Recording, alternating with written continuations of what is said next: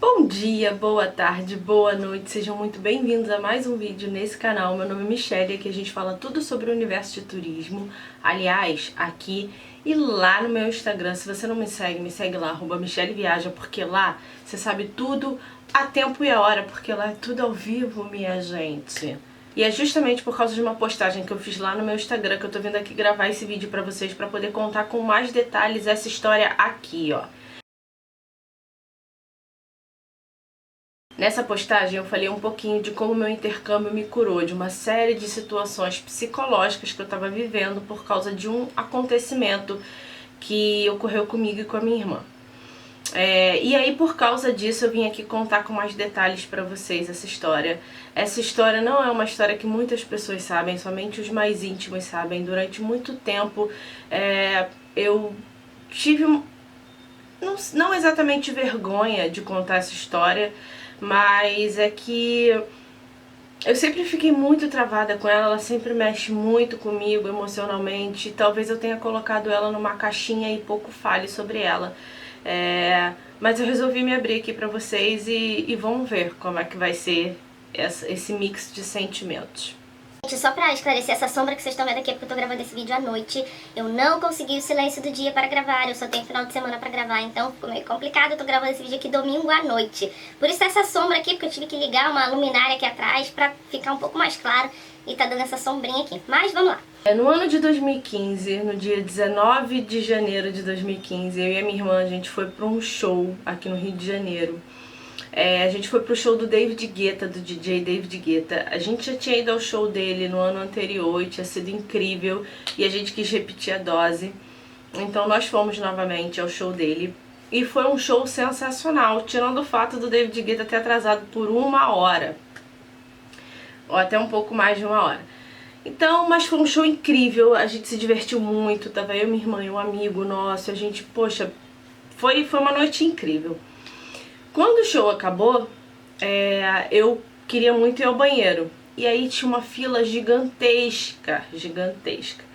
E eu falei assim, não vou ao banheiro porque essa fila vai demorar muito e em 30 minutinhos a gente tá em casa, eu vou ao banheiro em casa, eu consigo aguentar.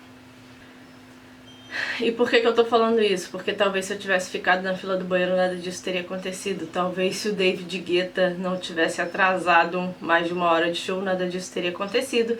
Mas talvez se isso não tivesse acontecido, eu também não teria feito meu intercâmbio. E então a gente saiu do show. Eu tinha feito um combinado com a minha irmã, que eu ia dirigindo e ela voltava dirigindo. Então, ela voltou dirigindo, a gente deixou o nosso amigo em casa, que era no caminho, e viemos embora pra casa. E quando estava chegando em casa, eu já estava muito cansada, eu estava meio deitada, assim, no banco do carona, e já bem apertada pra ir ao banheiro. E aí eu falei pra ela assim, nossa, por que você tá dirigindo assim e tal? E aí ela falou pra mim, porque eu acho que esse carro que tá aqui atrás tá seguindo a gente desde a rua tal. E aí eu falei, não é possível. E me ajeitei no banco e comecei a olhar e era um ponto prata todo filmado, né? Todo de insufilme, assim, no máximo, bem forte, a gente não conseguia ver nada dentro. E eu falei pra ela, pô, será? Ela falou assim, acho que sim. E eu falei pra ela, tá, acelera. Então quando ela acelerava, o carro acelerava. Eu falei, vai mais devagar. E o carro ia mais devagar, não ultrapassava a gente. Então a gente tava sendo seguida. E isso, a gente tava muito perto de casa. Eu já tinha inclusive avisado a minha mãe, assim, estamos chegando, abre a garagem. Porque minha mãe abriria a garagem, estacionaria e entraria em casa. Era por volta de 6 horas da manhã. Já tava claro, inclusive. E aí eu falei pra ela, bom, entra na nossa rua, porque já tava bem em cima, eu falei, entra na nossa rua, vamos ver se eles entrarem também, é porque definitivamente eles estão seguindo a gente. Porque a nossa rua não entra muito carro, é uma rua totalmente residencial, então entra mais quem tá se deslocando nesses pedaços, né? E aí quando a gente entrou na nossa rua, eles entraram também. E aí eu falei, bom, vamos acelerar, acelera o máximo que você puder acelerar. E vamos entrar na rua tal, sem dar seta, sem dar nada, simplesmente entra, para que a gente tente despistar eles. E ela fez. E realmente ela conseguiu entrar, eles não conseguiram entrar nessa rua, passaram direto. E aí eu falei pra ela, bom, acelera, agora vamos até o final da rua, vamos sair na estação e vamos ver o que que dá. Antes a gente tivesse largado o carro por ali e ter entrado, sei lá, na casa de alguém, ter... Não sei. Nessas horas a gente fica muito no e se, né? E se eu tivesse feito isso, e se eu tivesse feito aquilo. Então quando a gente saiu na estação, eles já estavam na estação. Eles entraram na rua seguinte, devem ter passado, feito foguete e alcançaram a gente lá na estação. E continuaram seguindo a gente tentou ir pra delegacia, fomos em direção à delegacia, mas não deu tempo de chegar nem perto da delegacia, eles fecharam a gente e conseguiram fechar a gente. Nisso eu já tinha enviado pra minha mãe, dizendo que a gente não tava indo pra casa porque a gente tava sendo seguida, e aí eu parei de responder. E minha mãe já tava desesperada e a gente também. E quando eles fecharam a gente percebeu que tinham 4 pessoas dentro do carro, 4 caras, e saíram 2. Um veio pro carona, um veio na direção do motorista, com a arma apontada pra gente. E gritando, e mandando a gente sair do carro, e aí a gente saiu do carro. E quando eu vi, né, aquela arma apontada assim pro meu rosto, toda aquela urina que tava na minha bexiga esperando chegar em casa simplesmente saiu sem que eu conseguisse controlar. Então eu me urinei toda e tava muito nervosa também com a minha irmã, porque a minha irmã tava do outro lado, eu não sabia como que ela podia reagir, o que eles iam fazer, e aí eles começaram a pedir pra gente entrar no carro, o carro era 4 portas. Entra no carro, entra atrás, e aí a gente não tinha o que fazer, se correr atira, se entrar o que que acontece. Então a gente entrou e aí eles foram pedindo pra gente tirar as coisas, tirar brinco, tirar relógio, perguntaram onde é que tava o celular e tudo mais. E assim, o que tava dirigindo o carro parecia ser super profissional, se assim a gente pode dizer, porque ele tava super tranquilo, super calmo. Já o que tava no carona, que foi o que veio em cima de mim, tava muito mais nervoso. Quando a gente tira coisa, brinco, relógio, celular, e aí eu só pedi assim, por favor, deixa a gente ir embora, e eles deram uma volta de alguns quarteirões com a gente. E esse motorista falava assim, a gente não vai fazer nada, a gente só quer saber se o carro tem segredo, e a gente falando, não tem segredo, não tem segredo. E aí eles falaram pra gente sair do carro. Dado uma hora lá, chegaram numa rua e falaram pra gente sair do carro. Então eles falaram pra gente sair do carro, e na hora que foi sair do carro, a minha irmã ainda lembrou de pedir os nossos documentos, e aí eles devolveram. E aí quando tava saindo, a minha irmã também pediu pra eles devolverem os sapatos dela, porque naquele dia ela parecia uma centopeia, ela tinha levado 8 pares de sapato, porque ela saiu de casa sem decidir com qual sapato ela ficaria. E aí o cara devolveu também, os meus e o dela, porque eu também tava descalça. Eu tinha acho que um chinelo e um sapato, e ela 6 pares de sapato, sei lá, alguma coisa assim. E aí o cara jogou assim tudo pra trás, a gente conseguiu catar e saímos pela rua. Pulando toda essa parte, depois a gente foi pra delegacia, fez todo o processo e tal. Fomos pra delegacia, nos deparamos com uma delegacia fechada, né, que não deveria, porque delegacia é 24 horas. Mas a gente bateu, foi atendido e tal. Depois disso a gente desenvolveu uma série de traumas. Logo em seguida eu não consegui dormir, eu já estava acordada desde o dia 19 de manhã. Passei o dia 19 toda acordada, fui pro evento, passei a noite toda acordada. Depois no dia 20 eu passei o dia todo acordada, eu não consegui dormir. Eu só fui dormir à noite depois de tomar um calmante, porque eu não conseguia dormir. Eu deitava, fechava o olho, a cena toda se passava na minha mente e eu acordava. Então eu escutava qualquer barulho e eu ficava sobressaltada. Então eu tive que tomar calmante por umas 2 noites pra dormir, porque eu não conseguia dormir. E além disso, várias outras coisas vieram acontecendo. A gente passou a não dirigir mais, a gente parou de dirigir porque a gente não conseguia mais dirigir. Sentar no carro e segurar o volante dava uma crise de ansiedade horrível, a gente não conseguia dirigir. A gente desenvolveu uma síndrome de perseguição, alguma coisa desse tipo, porque a gente achava que estava sendo seguida o tempo inteiro, fosse a pé, fosse de carro. A gente saía, a gente ficava olhando pelo retrovisor. Se o carro demorasse muito a entrar numa rua, sair, a gente estava achando que o carro estava seguindo a gente.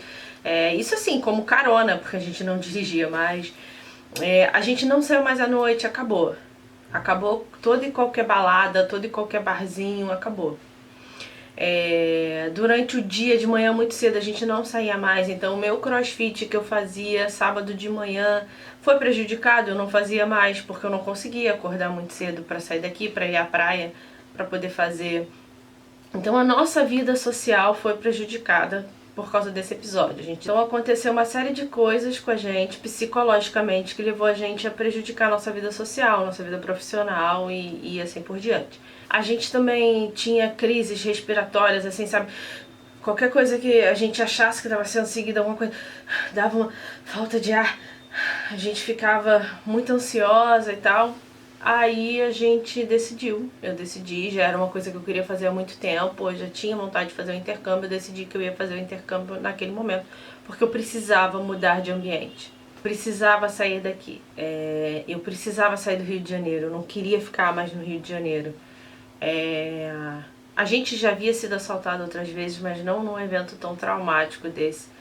E aí eu queria muito sair do Rio de Janeiro, eu tava desesperada pra sair do Rio de Janeiro. Foi então que a gente começou essa dedicação a buscar o intercâmbio. E no final de 2015, em novembro de 2015, a gente viajou pra Nova York, eu e a minha irmã, pra começar o nosso intercâmbio de 3 meses.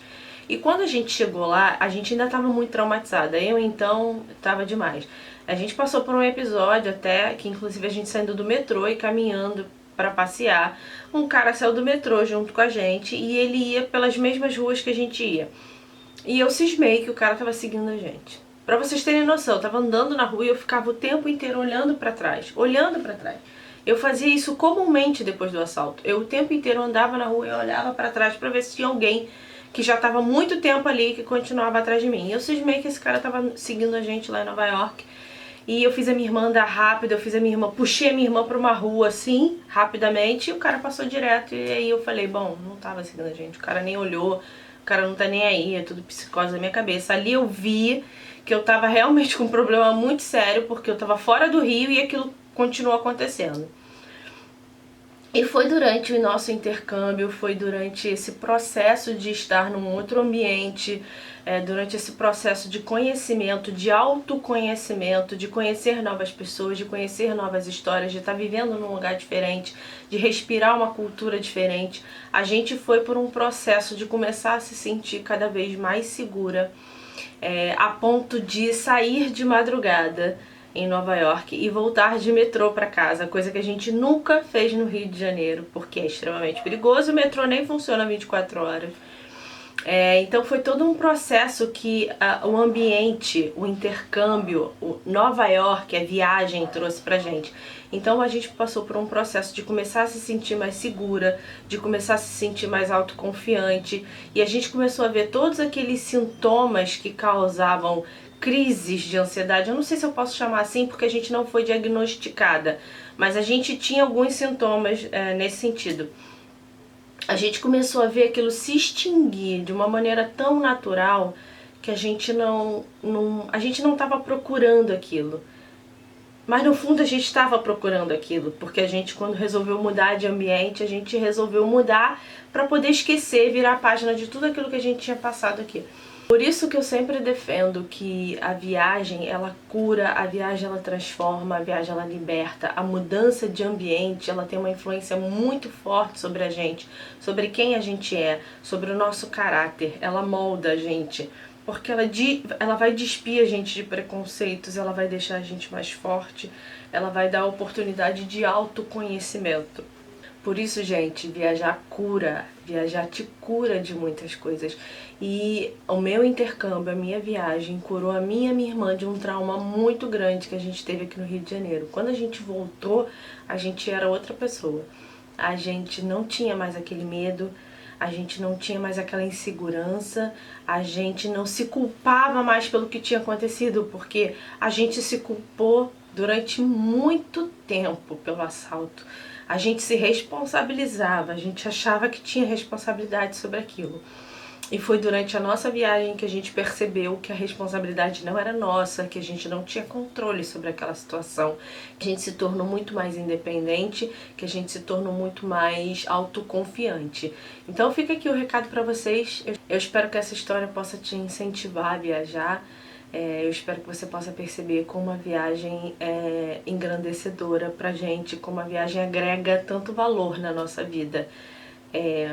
Então, espero que vocês tenham gostado de eu ter aberto meu coração aqui pra vocês, tá? Eu vou te pedir, se você gostou, curte, compartilha, porque isso me ajuda muito, isso ajuda o YouTube a reconhecer que é um conteúdo relevante, entregar pra mais pessoas.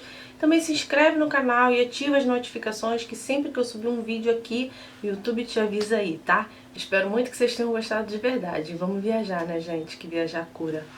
Beijo, até o próximo vídeo. Boa viagem. Tchau.